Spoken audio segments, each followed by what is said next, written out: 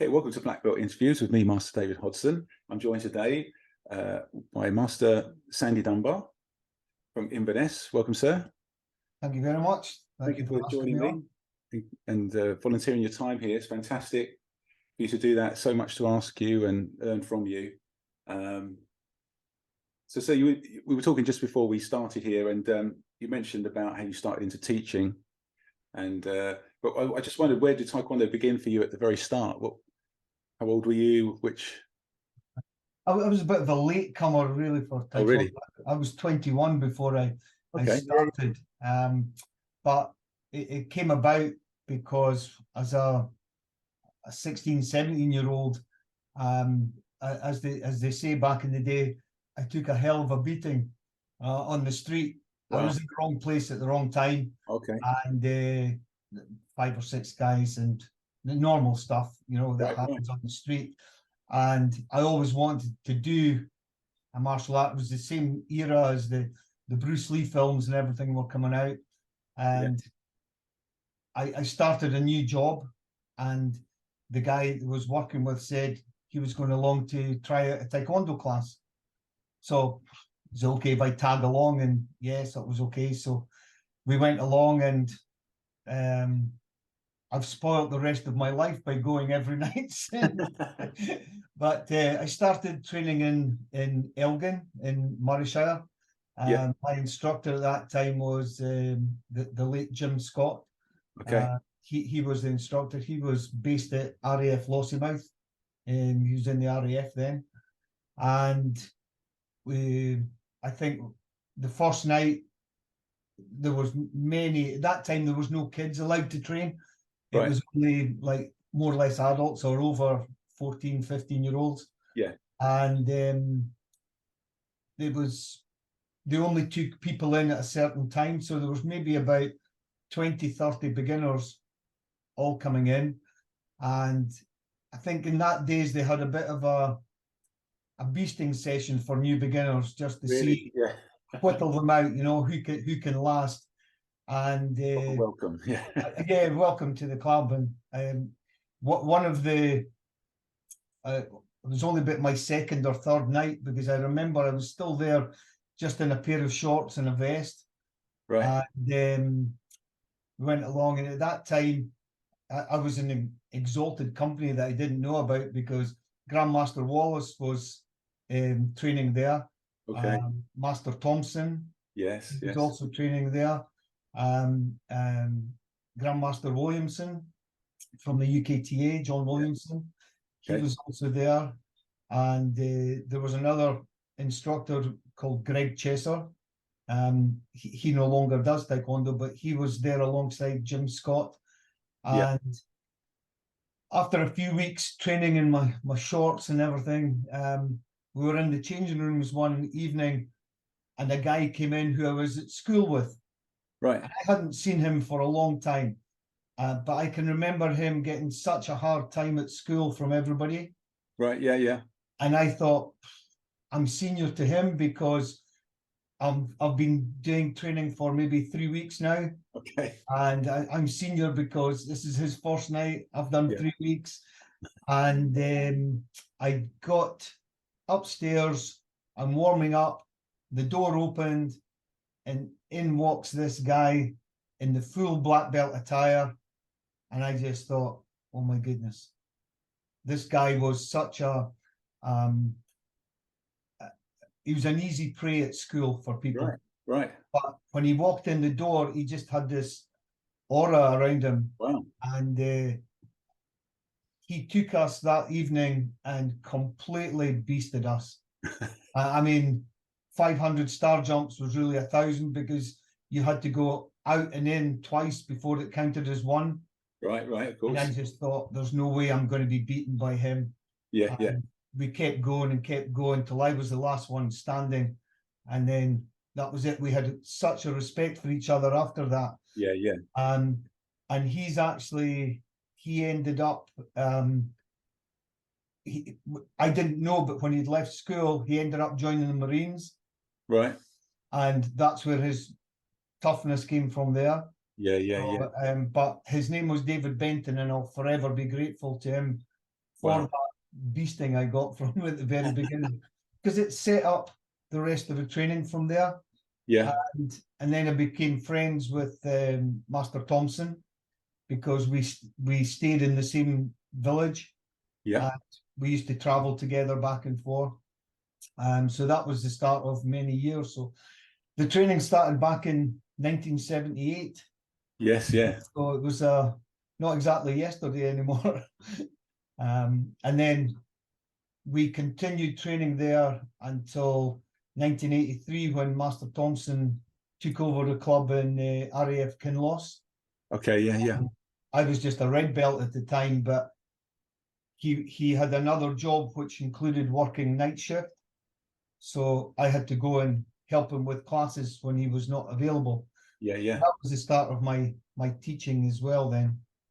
And then we just became good friends and stayed friends forever since. Yeah. Yeah. Wonderful. So, I mean, there were some special people there, like you say, when you turned up on your first day, some real recognizable. Yeah. I mean, when we look now, Jim Scott, our old instructor, he really was old school and hard as nails. Typical Irish guy. I know he was not much bigger than me. He was a lot broader. Yeah. But he could handle himself. And when he would never praise you for doing good. We could go to competitions, and we ended up a little like 4 or 5 of us going to competitions all over the UK. Yeah. Just driving down the night before, doing the competition, coming back up. Or some nights we'd leave Inverness on a Friday evening at 6 o'clock, travel overnight to London on the bus. Wow. Take a train to wherever the competition was, do the competition, back into London for the 11 o'clock bus back up to Inverness, home at lunchtime on the Sunday. So these were what weekends were for then. Yeah. Yeah. And it got us onto the circuit, and got us to know a lot of people from that era as well. You know, Yeah. I was lucky at the time when Kim Stones, Ron Sergio, Kenny Walton were all big names on the Jackson White, Tony Sewell. These were all huge names at the time. And Yeah. that time I was a colour belt and just in awe. It was like meeting your heroes.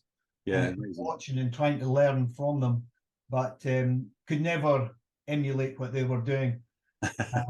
But I enjoyed my time. I wasn't that great a sparrer, but I kind of held my own a little bit. But then patterns was my main one. Okay. And I was lucky as a lightweight to get involved in the power test. So by that time we had I'm trying to remember the guy's name now from London. He was doing 4 boards reverse knife hand on the plastic boards. Is that George Daly? George Daly, that's the man. Yeah. What a man he was. And as a lightweight, I was competing. I was only 63 kilos. Yeah. Like 2 boards was my maximum. But I used to say, yeah, I'm as good as George here doing this. Only half the size, but half the boards. Yeah. So it was good, but we had a lot of good competition. I used to compete a lot with Gary Miller from the UKTA, or Grandmaster Miller now. Yeah. So we were in the same divisions all the time. And no, it was good days on the circuit way back. So in those days, was it all UKTA? Yes. Yeah. Originally, it was all UKTA. And then it wasn't until 1984 when there was the first big split and the TAGB was formed. Yeah. Because that was the year of the World Championships in Glasgow. Okay, yeah. And I had applied for the World Championships because in that time you could go as an individual. Okay. And again, that was another eye-opener because there were so many big names now, but they were only beginners then also. Yeah, yeah. That was my first meeting with Grandmaster Boss and Grandmaster Koos van de Heuvel. They were there as coaches and members of the Dutch team. And to see I don't know if you've watched the videos from the 1984 World Championships, but it was brutal. I think there was more paramedics on the floor than there was competitors at one point. But that was the days before there really was any rules as such. Right. But it was a good upbringing. Yeah, yeah, of course. We got to meet many people there, and we're still friends with now. Yeah. You know, so that's a great thing. No, absolutely. So, I mean, like you say, it was still in the early days, I guess, of the competition side. The rules were quite general. The contact was this and that. It was different. I mean, before that competition, a lot of us didn't even have safety equipment because I remember Master Thompson mentioning on there that the day they took a bag of it was June Ree safety equipment from America, they took it in and emptied it on the floor, and it was whoever got there first got the equipment. I always remember Master Thompson, he managed to get a white pair of gloves and feet, and he just stood there, this huge, I mean, he wasn't a lightweight, but he was slim in the day, you know. It was like a light heavy, and he was fast. You know, he was very good hands, being an ex-boxer and that as well. And some really good fights in that days. Along with Master Wallace as well. He was also very good on the scene. No, the competitions were awesome. Were awesome back then. Yeah, fantastic. I mean, like you say, from this one class, there was many people made in those classes, wasn't there? You know, that went on to big things. And I think when we look back now, I was speaking with Grandmaster Wallace not long ago, that from a school in the Highlands, a small town at Elgin, and these people are all part of Jim Scott's legacy. Because there was Master Thompson, Grandmaster Wallace, Grandmaster Williamson, myself, and now we have two other guys that trained with him, Master James, Master Scott. They were all part of his legacy, and we're talking, nearly 35 years after his death, that they're still coming through, they're still training, and still masters coming through from his era. Wow. So it's quite a legacy for him. Oh, very much, yeah. And I've seen some photos of Jim Scott. Yeah. He's very capable and very high standard. Absolutely. He was taken far too young. He just had an illness that they couldn't do anything for at that time. Right. And it was he went to Birmingham for a major operation. And then after that, because before that, he'd had a few operations and was more or less living with me, because we lived in the centre of the town, and it was easier for him to be there than being back on the RAF base. And we had a good bond together. Right.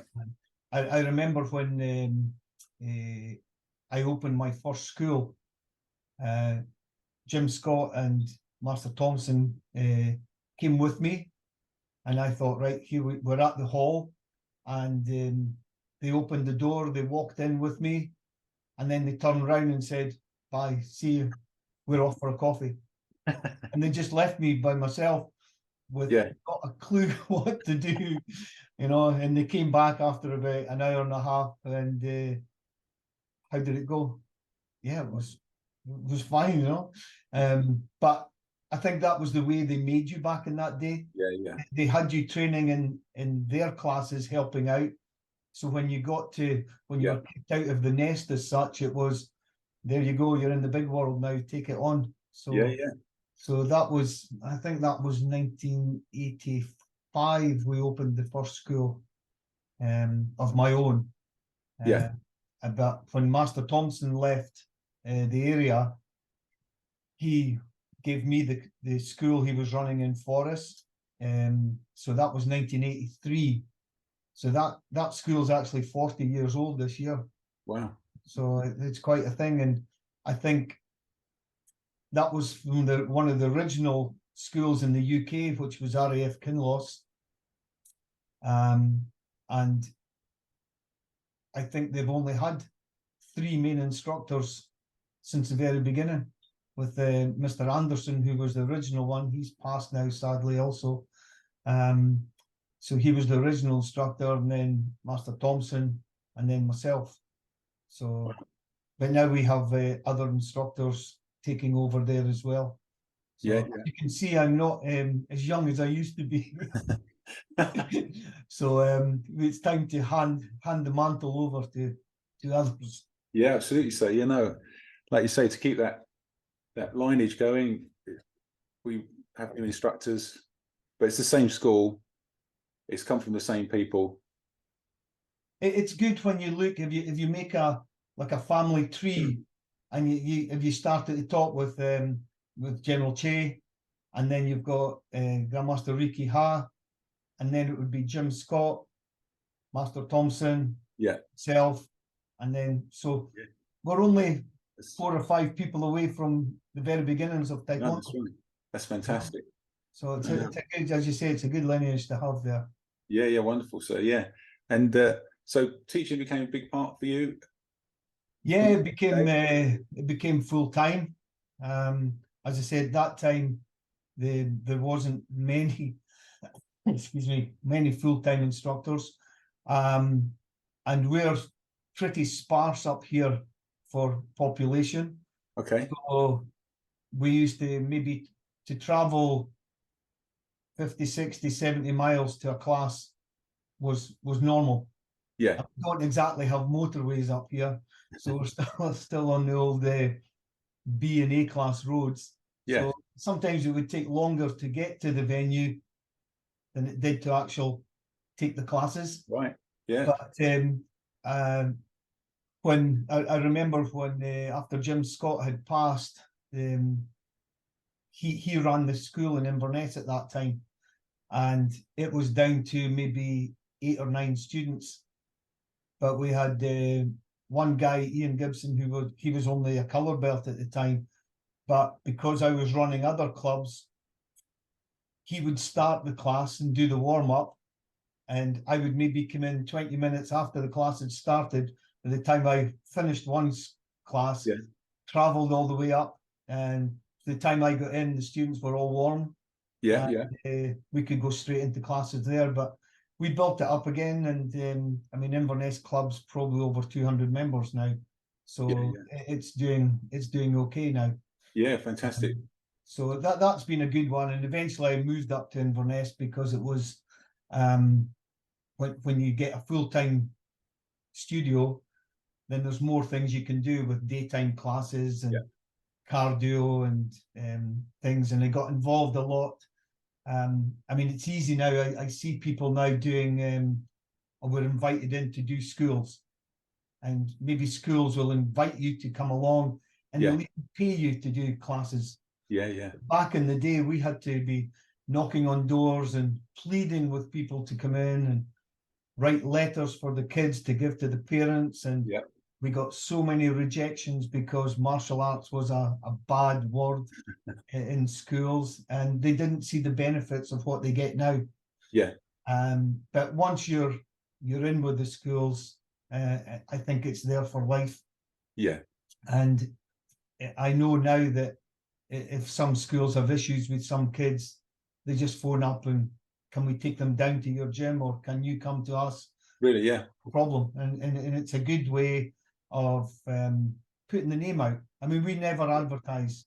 We never advertise for any classes, and yet they're still coming through the door. So it's been a good thing. That it's taken a long time, but it's a good thing now. Yeah, fantastic. Yeah, like you say, you've got that line in the community, through the school, word of mouth. The generations you must have taught are telling everybody.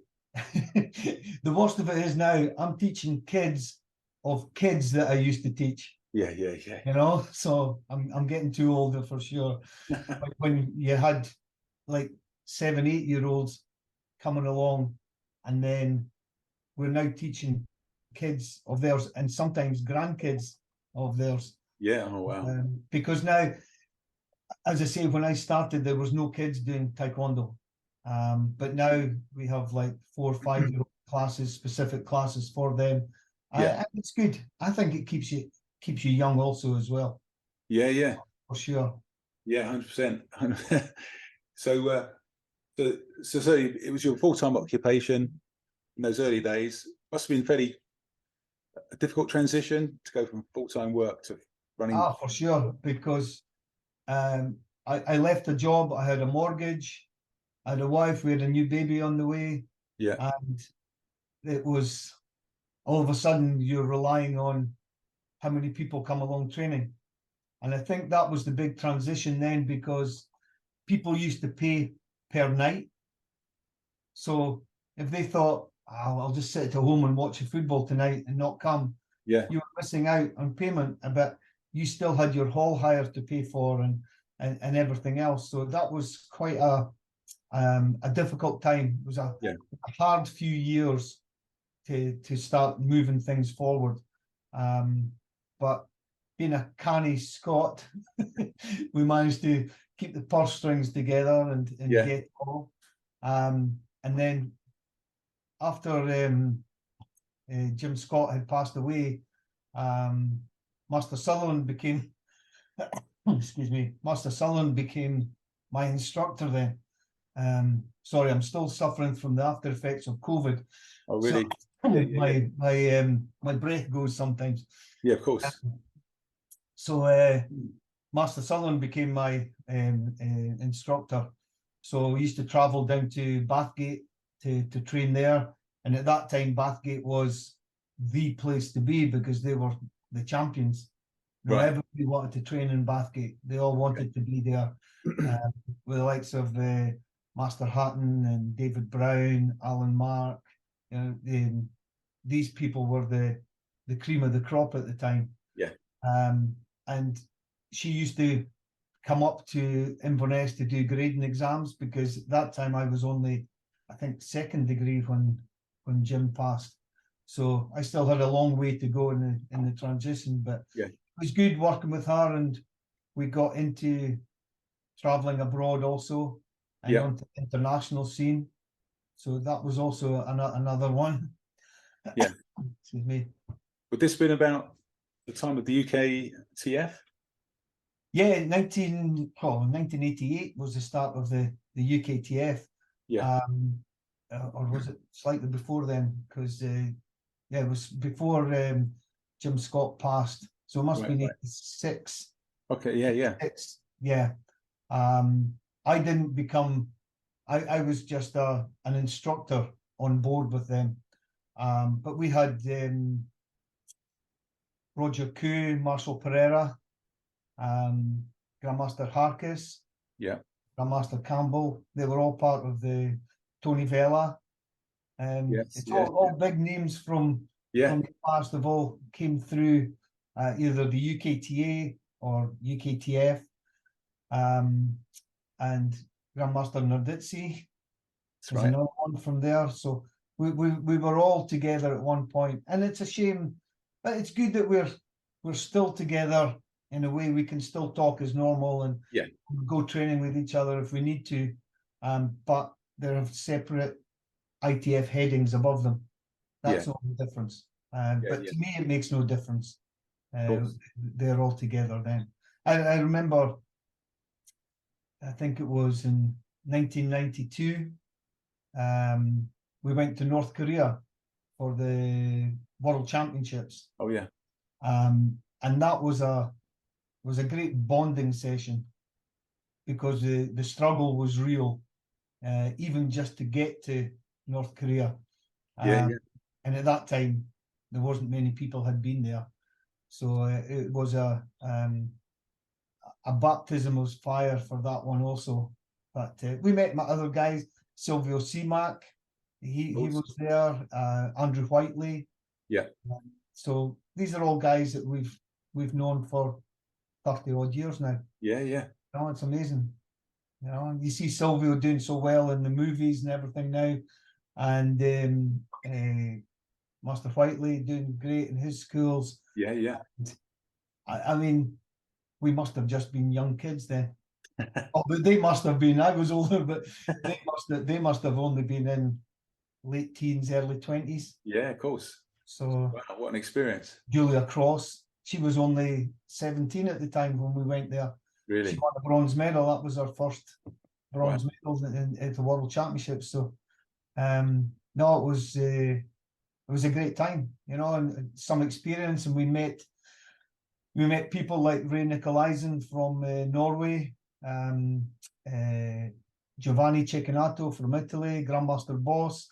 Okay, I'd met him before, but I had more chance to speak to him in Korea, and that was where Grandmaster Boss asked if he set up an umpire training course, would we come to it? Okay. And after watching the umpiring in North Korea, it was pretty grim. Right. And I said yes, of course we'd come. So I think it was in September or November of that year, he organised a training camp in Benidorm. Okay, yeah. That was the first ever training course for umpires. Wow. And it was the first time they started to put rules together for competitions and rules for umpires to adhere to. So again, it's 30 odd years, and it's been a long time, but it's friends for life. Yeah, of course. Even though at some point you might fall out, but you're still friends. We still speak to each other on social media or call up each other now and again, or we meet at some event, and it's like nothing's happened in between. Yeah, yeah, absolutely.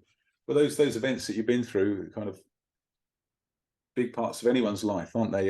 The North Korea and the first umpire course, things you'll never forget. Oh, not at all, not at all, because I remember watching. I mean, I was in Korea as coach for the team, and I think it was so stressful because we got stopped in Russia because we had no visas to go through Russia, but we were in the understanding we were in transit. But when we got to Russia, there was no plane to go to North Korea. So we had to go and buy visas, and the Russian authorities let me in, only me, to go and buy them. But at that time, they wanted about $100 per person for a visa. Wow. And we couldn't afford that. We just couldn't afford to pay that.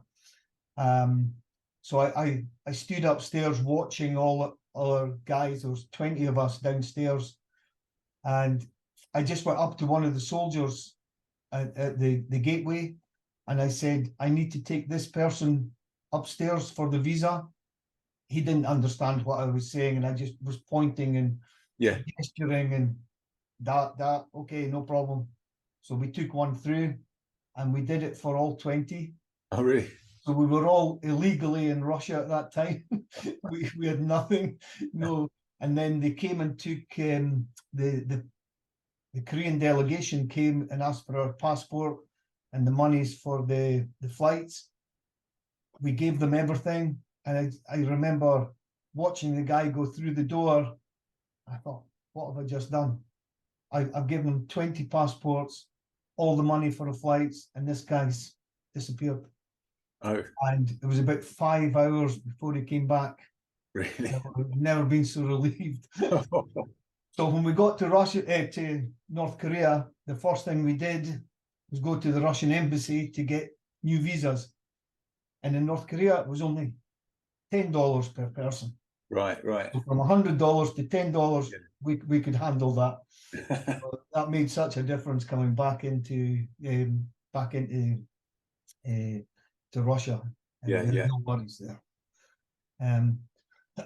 Excuse me. But no, the whole that was a great time. We met so many people from Argentina, Brazil, that we are still friends with to this days.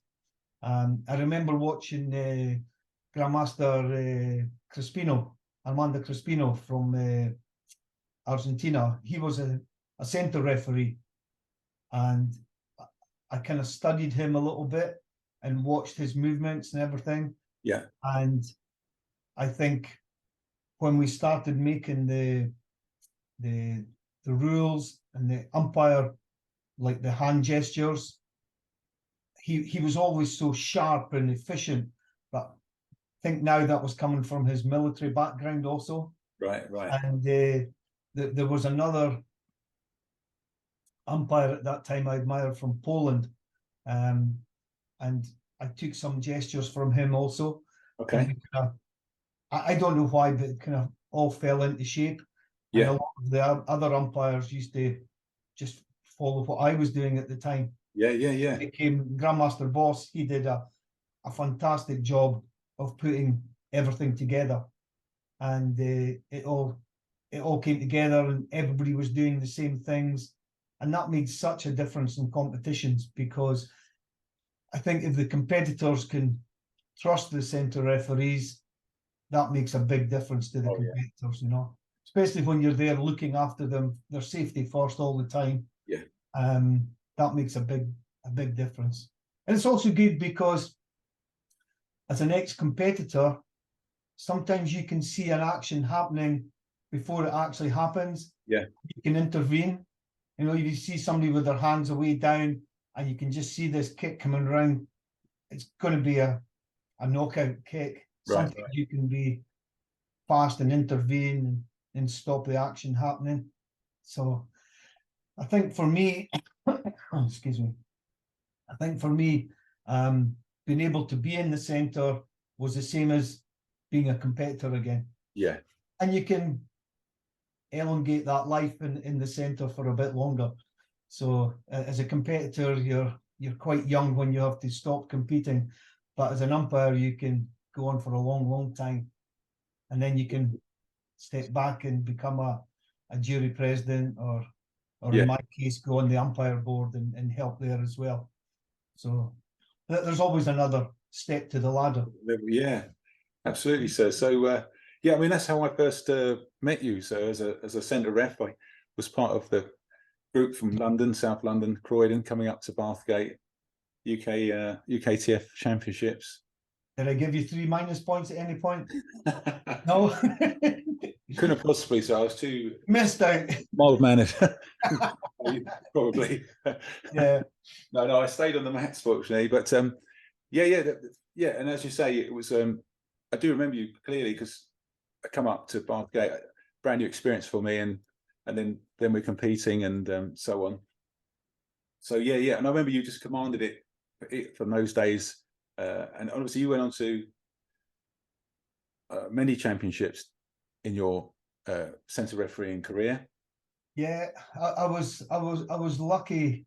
I think with Grandmaster Boss, especially he ran the World Championships in Malaysia in '94, and I was there amongst all the other big referees, and it was super being with them because you learn so much from them also.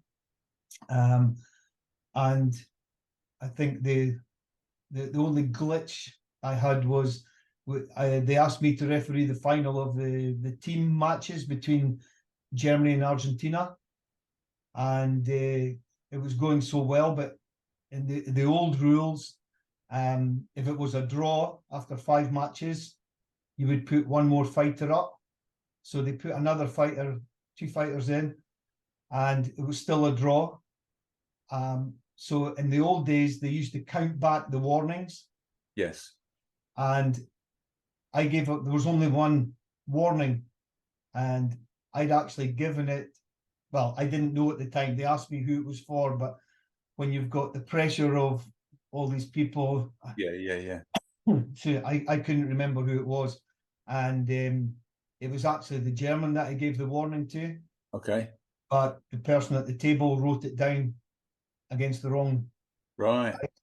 So when the result came through, Germany won the World Championships, and I was never to forget that day. I always get reminded of it somewhere. But in my defence, I gave the right decision, but the The person Yeah, at the yeah. table wrote it down wrong, but Wow. that's one of these things. But I think then that was the start of me being a prominent centre referee. Yeah.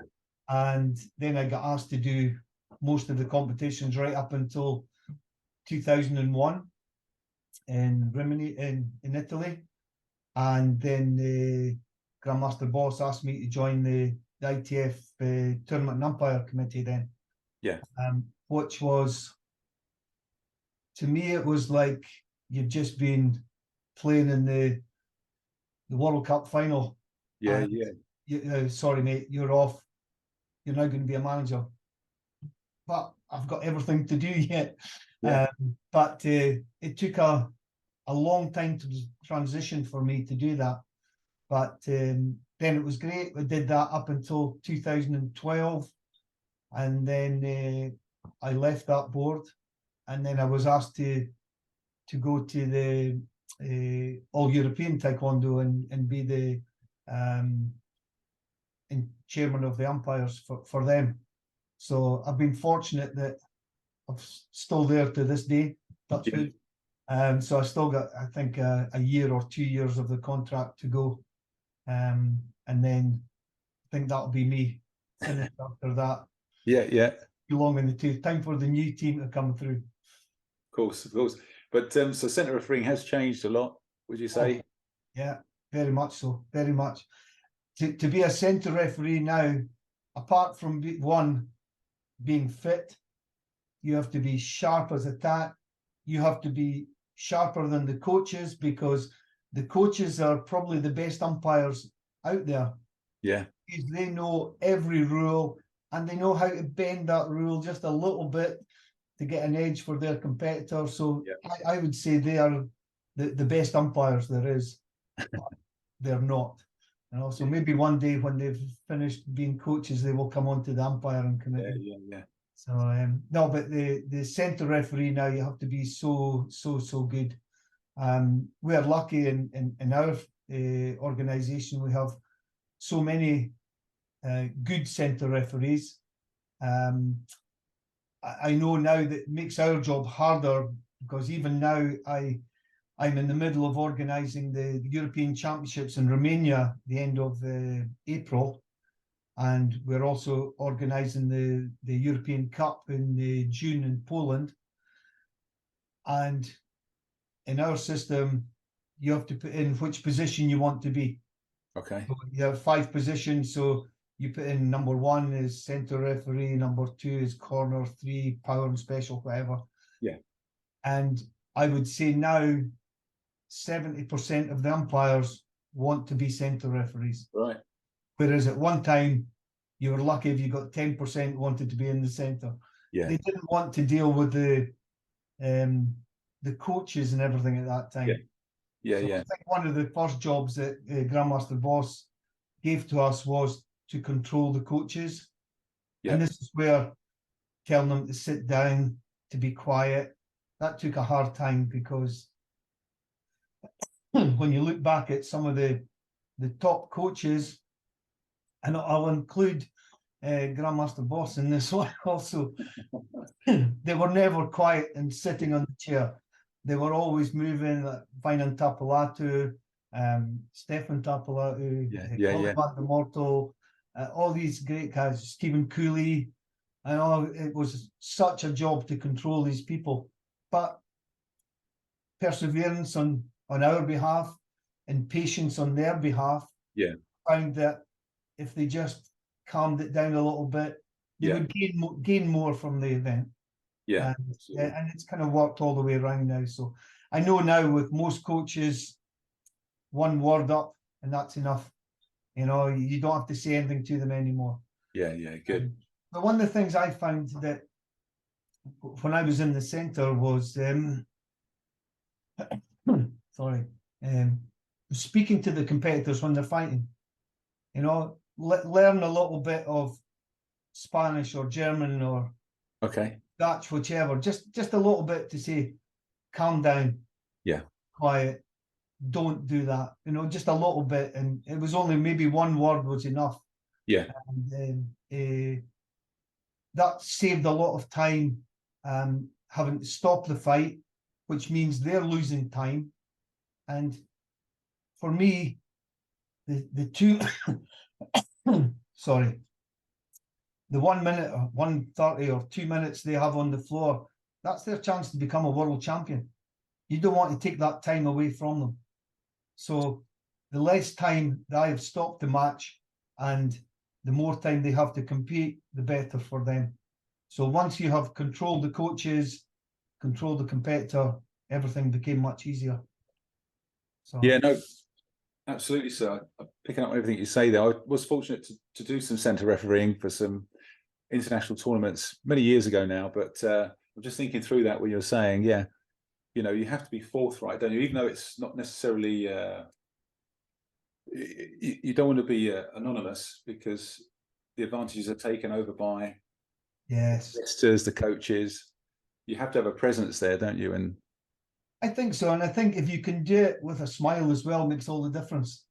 You know, inside you're probably thinking that is the worst coach in the world, but you've got to smile at the same time and go, yeah, yeah. No, I mean, I've never really had an issue with any of the coaches. They've maybe had an issue with me, but nobody's came forward and said to me exactly. But no, I think if you can be, it's like the normal thing with your students. You can be friendly, but you can't be the friend. yes. No, I remember going to some places and you were offered some goods or like bottles of things in return, and I would always say no, especially before the event. You know, you'd never do it before the event. After the event's a different thing, everyone's friends again then. Yeah. But before the event, no, because then somebody might think that they have you on their side. And I would never want any of the competitors to think that, or the coaches to think that. I've always thought that I was as fair as I could be to the competitors and the countries we were involved with. Yeah. No, of course. So yeah. So that's been a big part of your Taekwondo journey, career. Yeah. And as instructing, what do you feel you are the most? You know, what's been the biggest part of it? Would you say, or is it all just a culmination? Oh, Instructor, competitor. I like the teaching, although I'm getting to an age now where I want to step back from that and let more of the younger ones take over. But I also feel that there's not so many seniors want to be instructors anymore.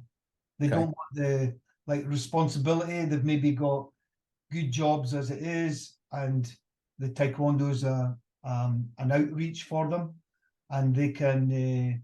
It's just something. It's a bit of fun. They're not as serious as I was, and I don't think when you look back now, when we had General Che and Grandmaster Ree, I mean, these were people you were in awe with, but two, you were also in fear of as well. Of course, yeah. Because as soon as you heard that Sunday Dunbar, yes sir, you know, you jump to attention. And I'll give you a funny anecdote about that. I was one of the first times I met General Che.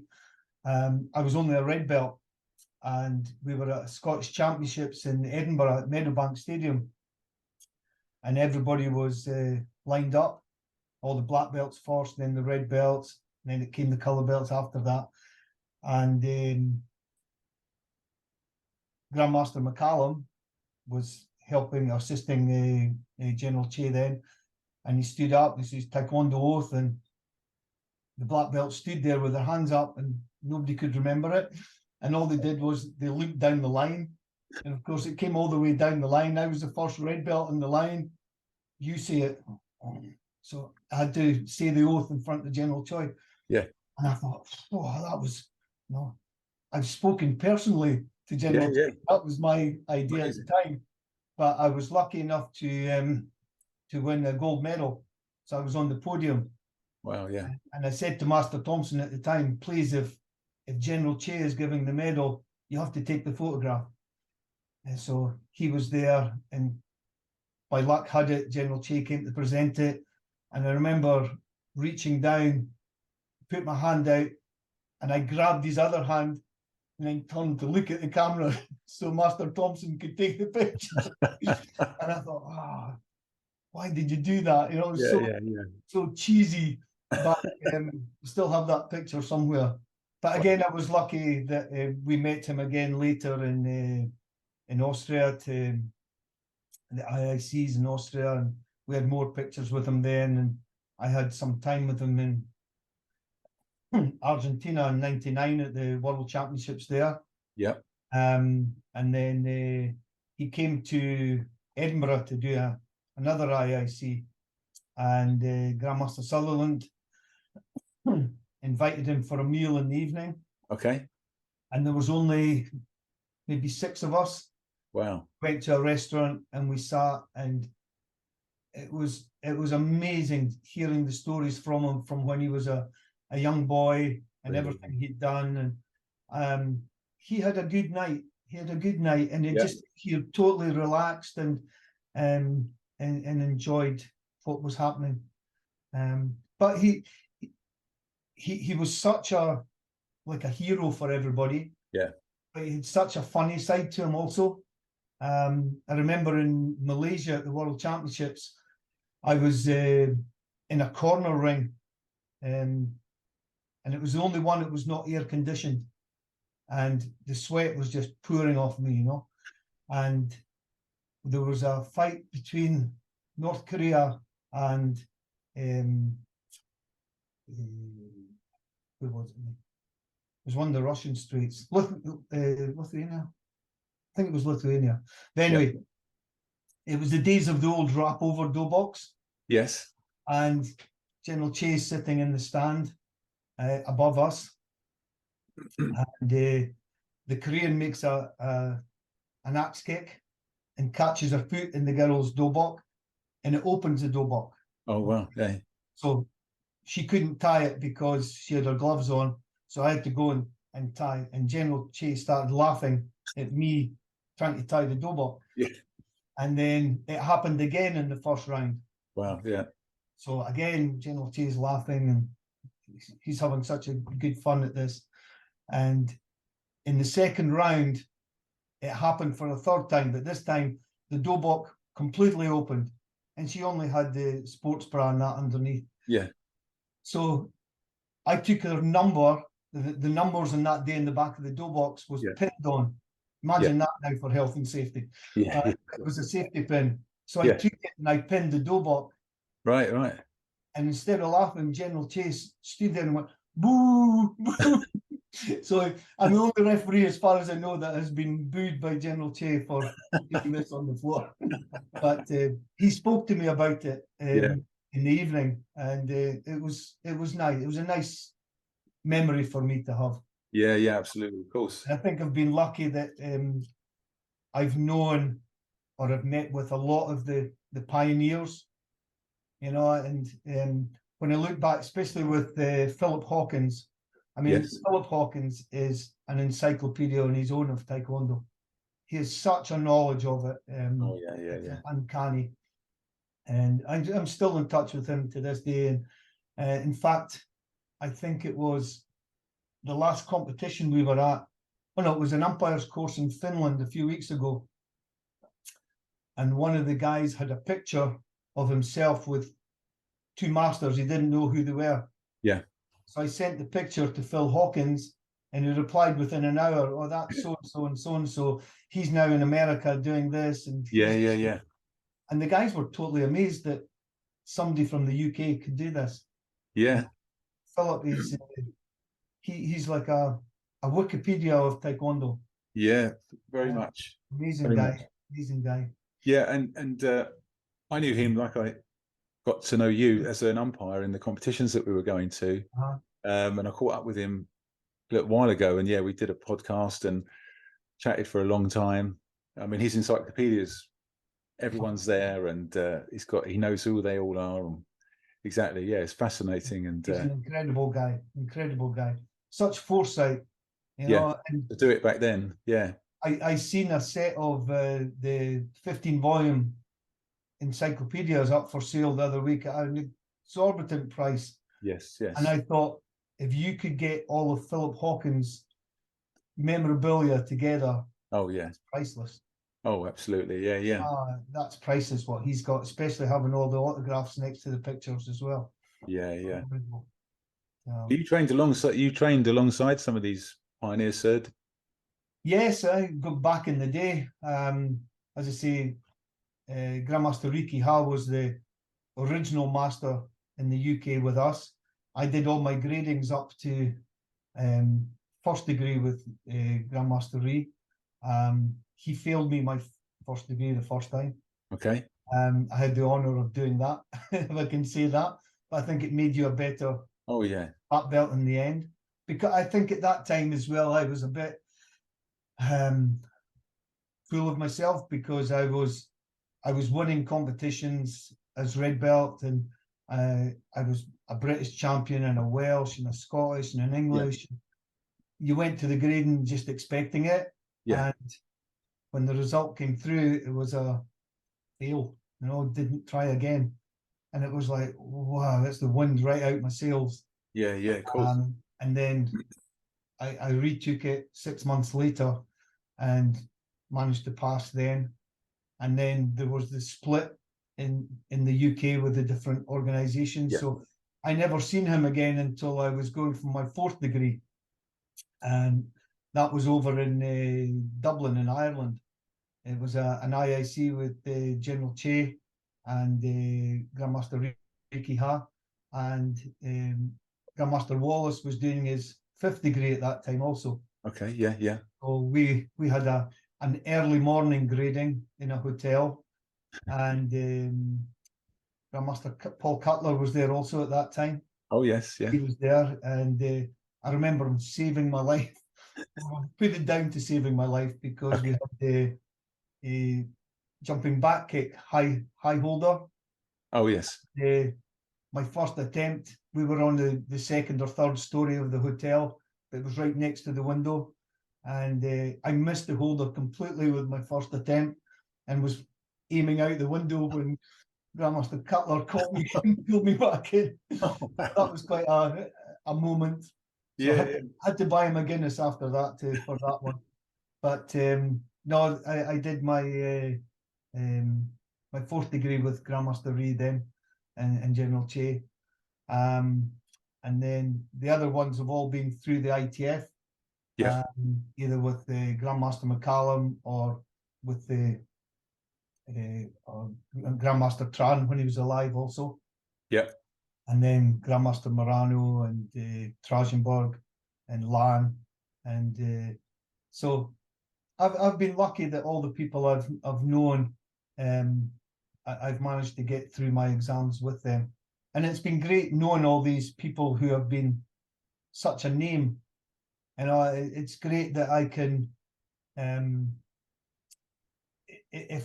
because I've travelled so much, I know that if I had a problem or an issue somewhere, that I can contact these people directly. Yeah.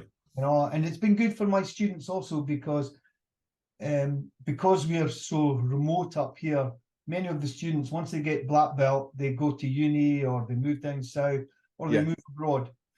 And I have one guy in particular, he's in Australia now, but when he left here originally, he went to Italy, and we managed to get him into a school there through a contact with Grandmaster Boss.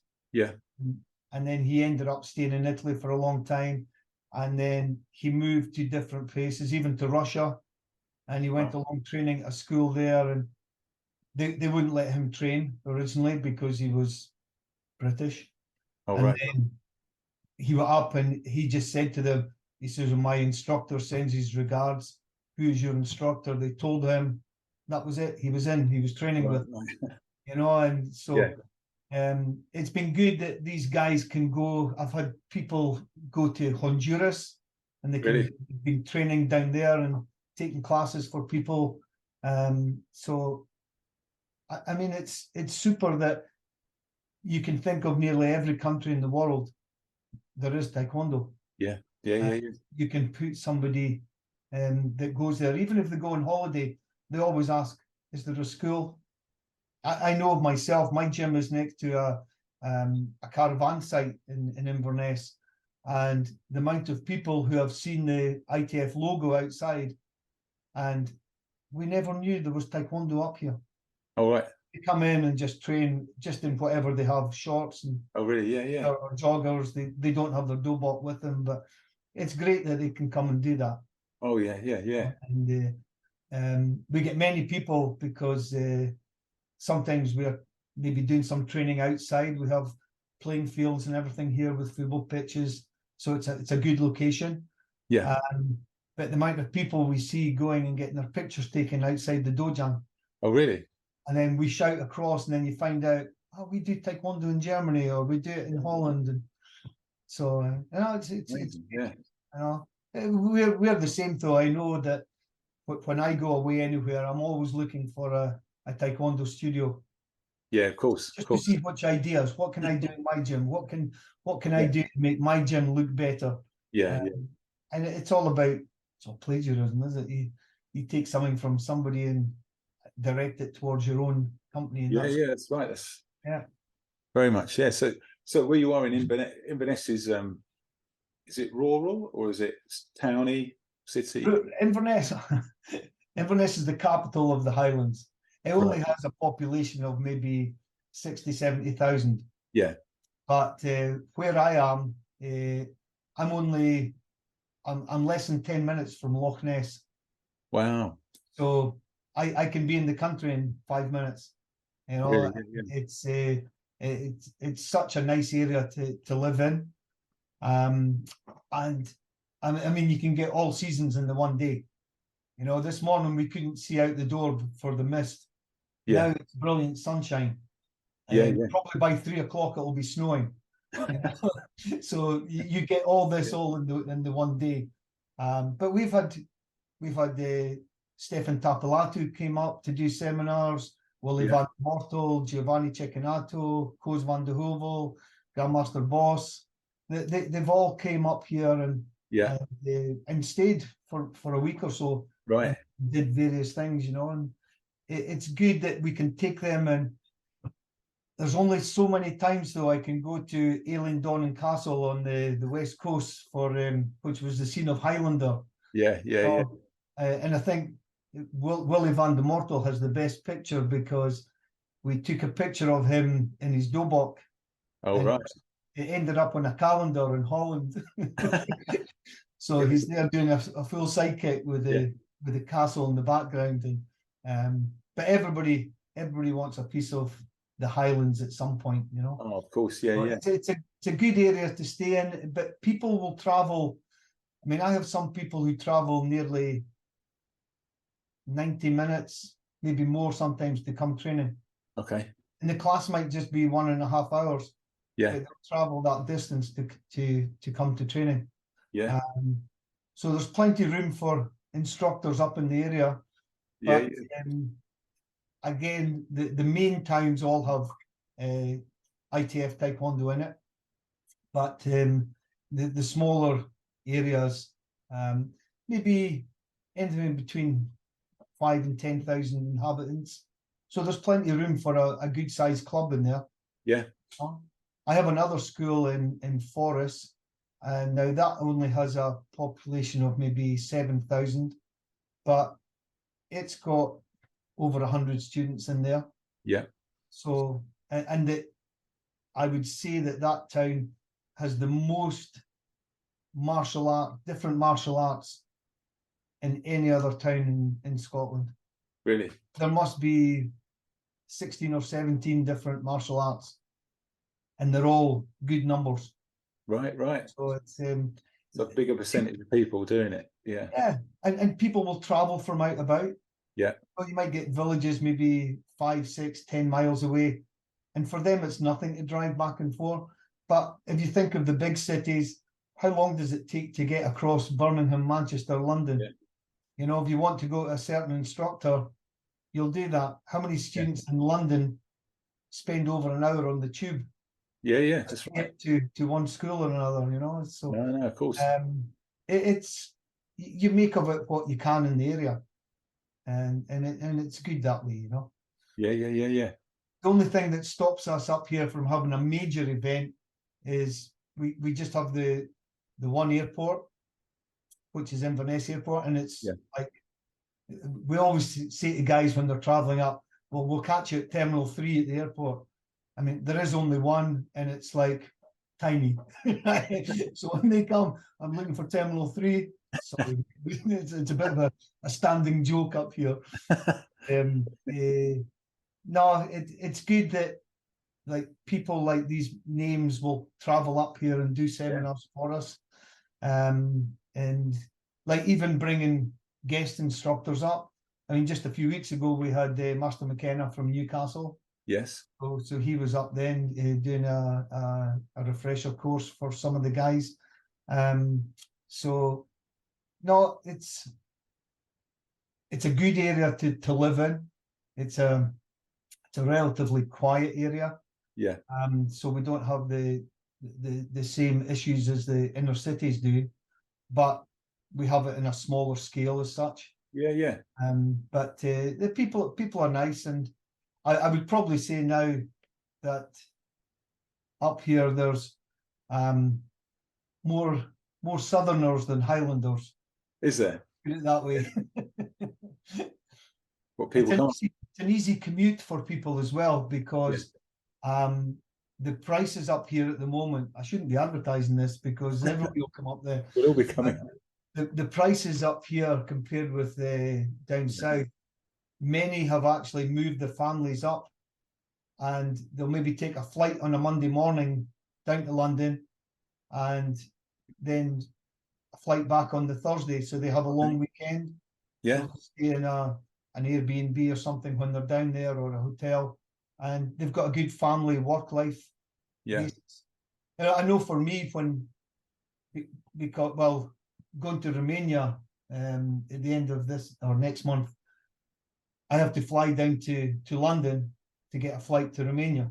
Yeah. So it's and if you time it right, you can do it. If not, you have to stay overnight, and that's another extra. But I know when I do come down to London, and I'll be down again in June as well, I can get the red eye, so the 7 o'clock flight from Inverness. I'm in London before 9 o'clock. Right. I just get in, get the Gatwick Express. I'm in the hotel before 10. Wow. You know, so we always book an early check-in so we can just go in, dump the bags, and then we've got a whole day. You know, so it's good that way. The modern way, isn't it? The modern way. Travel is not a problem now. No. So you've travelled many places, sir. Yeah, I was speaking at the age of grandkids as well. So we were putting marks on a map the other week. Where have you been? He's 6 now, and he was saying, "Where have you been?" And I says, "Name some places." Oh, my dad was working in America. Yeah, I've been to America, so we put a mark on America. And I said, "I don't know any of the places. Where were you on holiday?" "Oh, I've been to Spain." "Well, I've been to Spain. I've been to France. I've been to Canada. I've been to Argentina. I've been to Honduras." And when you start filling it in, thinking, wow, you've seen probably most of the world at some point. Yeah. And there's not many places that we haven't been to, but if you take it another way, you've been to the airport, the hotel, the sports hall, and then in reverse back again. You don't really get the time to view the area or go sightseeing as such. That's why I prefer now, if I go on holiday, I don't like to stay in the same place for too long. Yeah. Even a week staying in a hotel is, I've been to the hotel, I know the restaurant next door, I know the restaurant 2 streets down. Where do we go now? So I prefer if we're going a different place every day. Yeah. And doing that. But sometimes after teaching all the time, and you just want to go and lie on a beach. Take a good book, and that's it. No taekwondo, no nothing. So no, it is. In 1992, before I went to North Korea, I had only ever been to Spain once, and I went there for the typical Scotsman. I went there for the World Cup to see Scotland when they were competing. We were based in Salou, and we never seen a game yet, which is majority of Scottish people. We went there for the football, and but after North Korea, it just took off. I mean, especially once you got in with the Grandmaster Boss's team as such. Yeah. We're going to all the countries. So you've been to Finland, and the only ones I haven't really been to is Norway and Denmark. Okay. Yeah. I would say that is probably the only countries never been. Wow. Russia, I've been there a few times. Yeah. I'm hoping in June, I know it's not the best thing, but in June, meet up with my friends from Ukraine. So, and the competition is on the border nearly. Okay. Be a chance to meet up with these people again. Yeah. I know we have so much to be grateful here. Even in Finland, when we did the Umpires course, Victoria Sokolov from Ukraine, she traveled over to do the Umpire course. And when I spoke to her about the difficulties there, her biggest difficulty was getting out of the country. Yeah. She was 15 hours at the border. Wow. Before they let her come out. Yeah. Now she'd been in London only the week before to do a seminar with Katja Solovey. Yes. And they had to do the same thing there as well. They were 15 hours at the border. It's okay going back in, but coming out is the problem. Very hard. Yeah. So to do that all the time and then travel and be one of the best umpires we have, you have to be so respectful of them for that. Yeah. So no, it'd be good. Be good to go to these countries again. Yeah. No, absolutely. So yeah. So who's been the greatest that you've seen out of all your? You've umpired probably everyone, centre refereed. You've competitors. Yeah, competitors and just practitioners. Yeah, I still think being in the centre, it was such a buzz with Thomas Barada. Yeah. Thomas Barada was something else. He was so meticulous in everything he did, and even the preparation beforehand. Him and Willie van der Mortel were some team, they were really, really some team. Stefan Tapalati, also another great one. Julia Cross, Bianca Tapalati.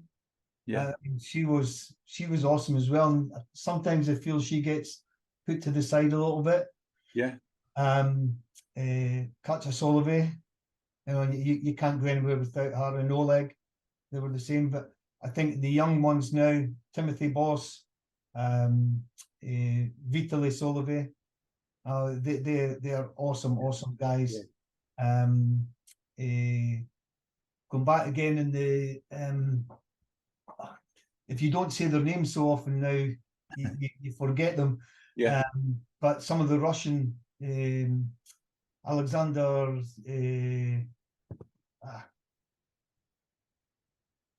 oh man, I forget his name now. He came from St. Petersburg. But he won. Sorry? Simakov, Alexander. Yeah. I always call him Sasha because his name is the same as mine. Right. Alexander, my proper of course. Alexander, but Sandy and Sasha is but they were awesome competitors, especially in the lightweight divisions. You came to the heavyweights, the twins from Poland. They were super competitors and super nice people as well. Yeah. And there was, I know, sorry, I have COVID brain again. But the competitor from Poland, he lives in America now. But he was super good at individual sparring, patterns, power. He was a good all-rounder. Yeah. And when he was on the floor, you felt it was an honor to be sharing the floor with him. But I do remember in, I think it was Slovenia, he got a really serious facial injury, and I was refereeing that event, and I didn't see it coming. Right, And I felt so bad for him after, but he came back, and even after he'd retired from individual, he was still a great. He was on the team, so he would always be their fifth man on the team, and he was only a small guy. But sorry, I can't remember his name. Is his first name Daniel? No, that's Idiovsky. That's one of the twins. Right. They were very nice guys. Yeah. But when I think now we don't have really any tall referees. Most of them like 5'7", 5'8", maybe that, and some smaller, especially in the females. Yeah. And when you see them refereeing the giants in the heavyweight division, I think it's awesome that they can control that. Yeah. I felt good being in the centre, and okay, I'm maybe 5'8", but for them to be smaller, like Victoria Solikov and Annick from Belgium, Annick van Drijsje. Yes. Centre referee, you know, and they're controlling all these big guys. I think that's an awesome feat. Yeah. And my respect to all these referees who do that. It really is good. But I still think some of the best fighters were back in the olden days, 90s, early noughties. I remember when Thomas won his first World Championships in Argentina. I think I refereed him in the semi-finals. I didn't get his final, but in the semi-final, he came so close to being disqualified, and I was speaking to him during the fight to get him to calm down a little bit, because it was getting really hard, and he was down to 2 minus points already, so one more would have been him finished. So he did well, and I'll say that was maybe my part in him winning the final. But he was such a humble guy, and even now I feel he still is such a humble person. He's always got time to speak to you, and for anybody that stops to speak to him, he always has time for them. So I feel him and Steph, and it's great to see them now as top coaches and leaders in their country as well. And it shows you how old I am, because they were only boys at the time, only young kids. But then you see the other side of it, and the painful side that maybe a lot of other competitors and coaches don't see. I know myself, I've had a hip replacement, and other competitors who have done that as well. And Julie Cross, I mean, she's a double hip and a knee, and she's also waiting for another. And it's these experiences that they go through behind the scenes. People don't realize what they're going through, and the commitment that they've made in their life to being the best at what they've been. And I mean, I always said that refereeing was the next best thing to being in the centre. But then after that, you took a step back and looked at the commitment these guys did, and even the coaches as well. When you see what, I mean, I think Willie van der Mortel was a pioneer in his day, really, and the way he developed his coaching system, going around videoing other competitors, and maybe not even taking Thomas with him, just going to competitions and watching who was going to be coming up. And he'd probably be like most football managers now have. They have a little thing on each person, so to know the weaknesses and the strengths, and they can work it all from there. So no, it was a good era to be a referee in for me. Like you say, you went through that kind of evolution, and it took it to another level with what these guys were doing, these coaches, and how they were preparing people. Yes, but some of them had to pay a big price, like you say, for the. No, they have. And some people walked away from it in the end, and they have no pension. They've got nothing to fall back on. It's not like a football player, and you've got all these insurances under the world, and you're making big money. These guys, they pay to do everything, you know. And even as coaches, it's probably different now, but when we were coaches, we paid our own way to go to everything. You know, every little competition you went to, it was another weekend away from your family, or it was a week away if it was an international event. And the cost, I would hate to see, if I was to sit down and do an average figure for every event, I'd be a millionaire probably by now. You know, if I'd kept that money and not put it away. I remember we worked out one year, and this was when we were doing the trips to Vegas for the martial arts seminars, that must have cost me just about £3,000 then, just for that trip over and the hotels and everything else. But again, that was worth it, because John McElvaney was with me at one of these events, and we were lucky enough to be in the they took us to a K1 kickboxing event one night in Caesar's Palace as part of the package. And all of a sudden there was an announcement, and who came in but Muhammad Ali. We thought, wow, you know, how could we ever be in the same hall as Muhammad Ali? And then about 20 minutes later, they made another announcement, and Mike Tyson came in. So Tyson and Ali sitting next to each other, and we're way back in the stalls behind them. But to be in the same venue, and myself and John hung about to the very end just to see if we could closer to them, you know. But security was pretty tough. But I mean, these are all things that I would never have seen if it hadn't been for Taekwondo. And doing the martial arts. And we were members of NAPMA at that time as well, the National Association Professional Martial Arts. And then it became MAIA, Martial Industry Association, and we even made some videos with Cynthia Rockrock and and all these guys, and Ernie Reyes from South East West Karate in America.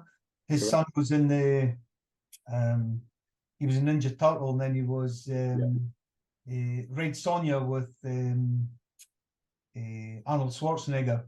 You know, and you think, I can't believe I remember walking down Hilton Hotel in Vegas, and it was like the Magnificent Seven, right? There was Tom Callis and Ernie Reyes, Bill Wallace, Cynthia Roth, all these guys go down, and I'm at the end, right? And the guy stops them for a picture, and it was Tom Callis, actually, of all people. Sandy, come, you're in here. So I'm there with all these names, and I'm thinking, wow, can I get a copy of that picture? But it was great times, you know, great times. So you were talking about those martial arts groups that were from America, that a lot of English schools at a certain time, instructors got to find out about, with the professionalism of what we wanted to do as full-time instructors, of modernizing our approach to how we collected money and charged things, and the marketing. And it was a really exciting time, wasn't it? Meeting people that were doing it on a much grander scale. I mean, it was an incredible time, because at that time, even up here, we thought we were, this is going back to the late 90s maybe, and to be charging something like £25 a month was like, wow, this guy's made it. He's going 25, you know. And then we went down and we did a seminar with Chris Gill and Dave Lowe, and Lee Childs was there, you know, and Lee Childs was in Bristol, and he was charging something like 70 quid a month or something. What? Oh, no, unbelievable. And he says, no, you just ask and they will do it. No, never work up here. And I remember we took him up to Master Sutherland's gym in Livingston to do a seminar for us. And we were all, we were charging a lot more by that time, but he made the basic thing of how much is a pint of milk in Inverness, and how much is a pint of milk in Bristol or wherever he was living. Yeah. And it was more or less the same price. Yeah. How much was a McDonald's Big Mac? That was the same price. All right. How much was a pint of beer? Same price. How much was a gallon of petrol? Same price. What's the difference? And it was only our perception, not asking for that, because I think as martial artists, we were that used to giving it away. Yeah. You know? And we still do give it away at some points, because we know that some people would never be able to afford the things, and we do sponsorships and everything for people.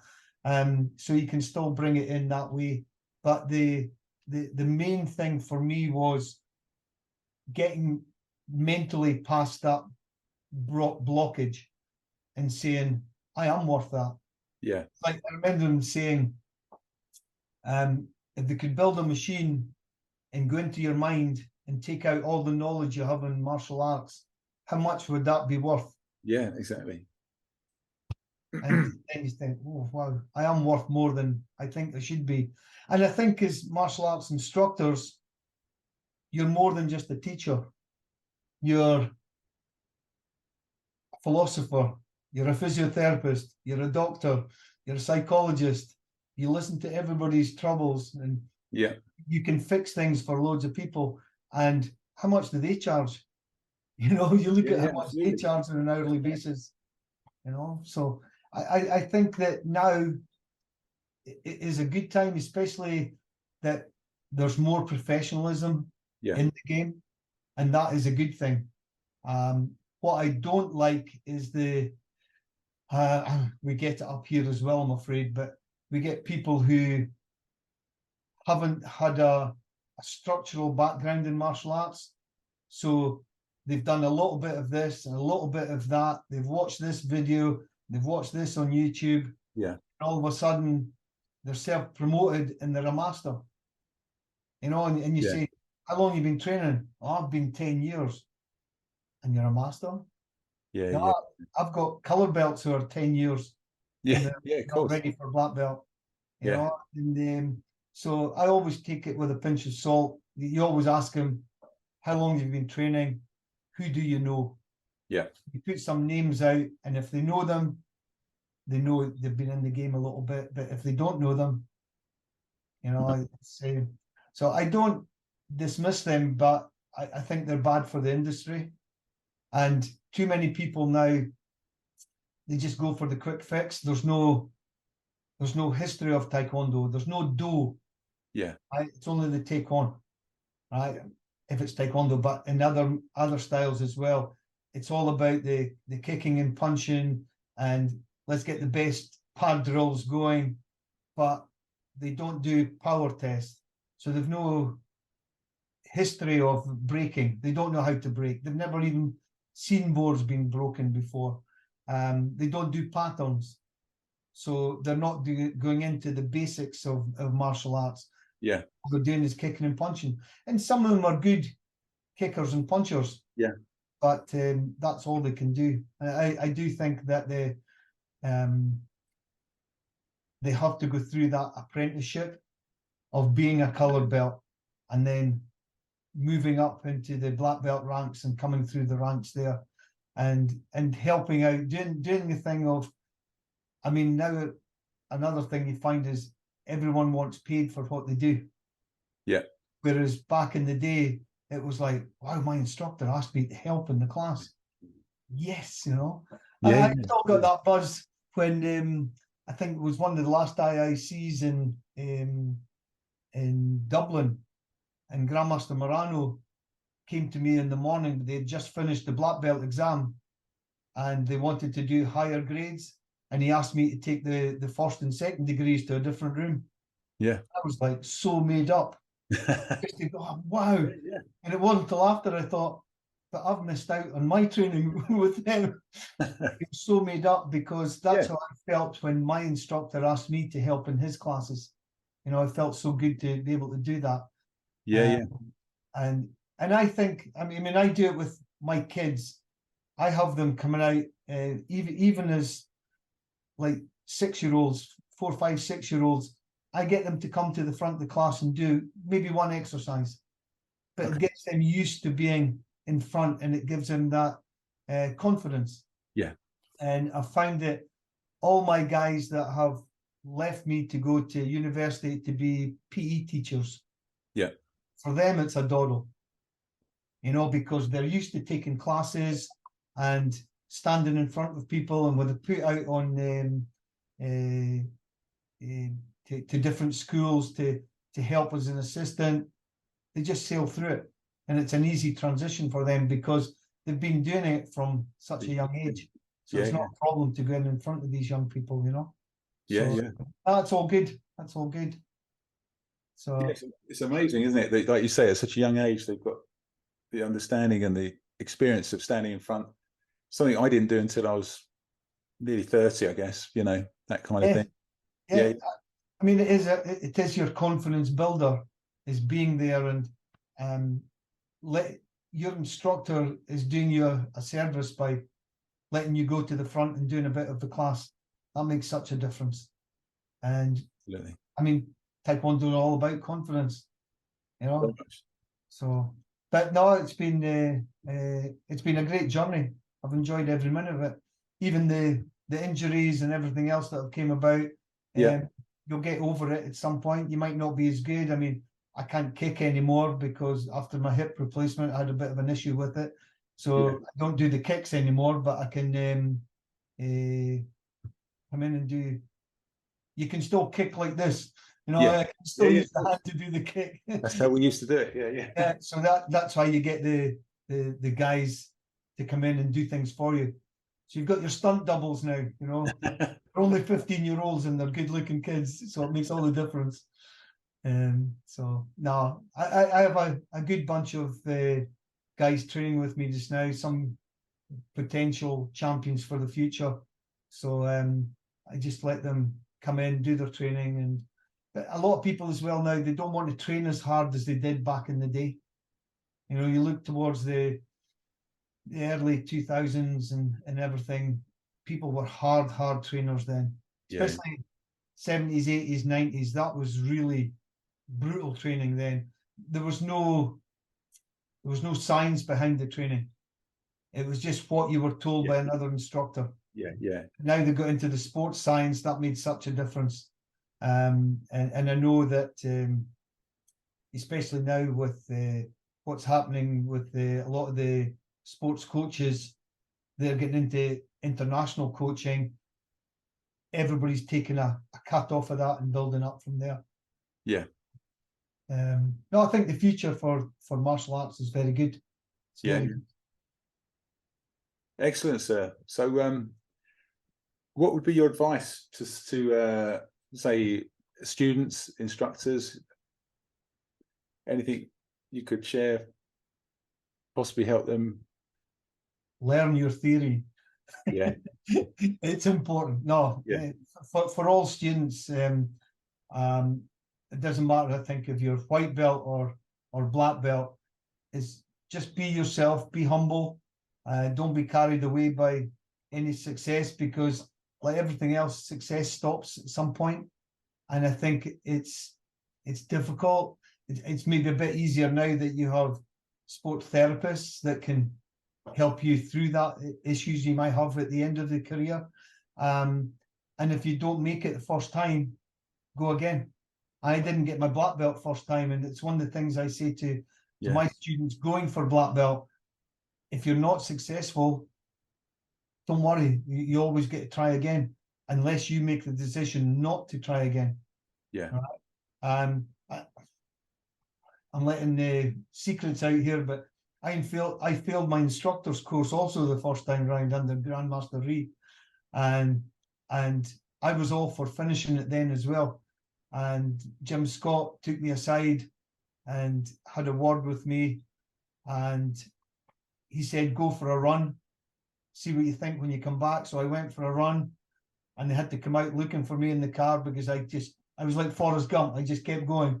Yeah. I forgot about turning around to come back. I think I was gone for about 4 hours. Right. But it kind of sorted my head out, and I came back, and I knew I had to study harder for all these things. And so after failing my black belt and failing my instructor's course, I've went on to run. I've got 2 successful full-time gyms. I've been all over the world with Taekwondo. I've got friends all over the world, and it's great that it's something I would never have had if it hadn't been for Taekwondo. I've still been living in a small town, doing the same thing day in, day out for all my life. So I think for young guys now, it's a fantastic opportunity because they can go anywhere with the right mindset. You know, you just have to. You see some of the kids, "Oh, I can't do that." Sorry, but that doesn't. It's not in my vocabulary. Yeah. Because unless you've tried it, how do you know you can't do it? You know, so you have to keep doing it. And it's like everything else in Taekwondo, it's repetition. The more you do it, the better you get. Unless you're doing it wrong. So always check encyclopedias, always check with your seniors.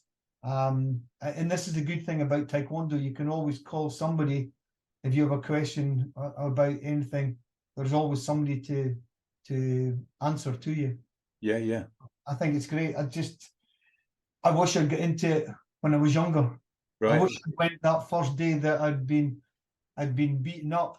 I wish I went to class that day, you know, but I just wanted so much to get back to that guys.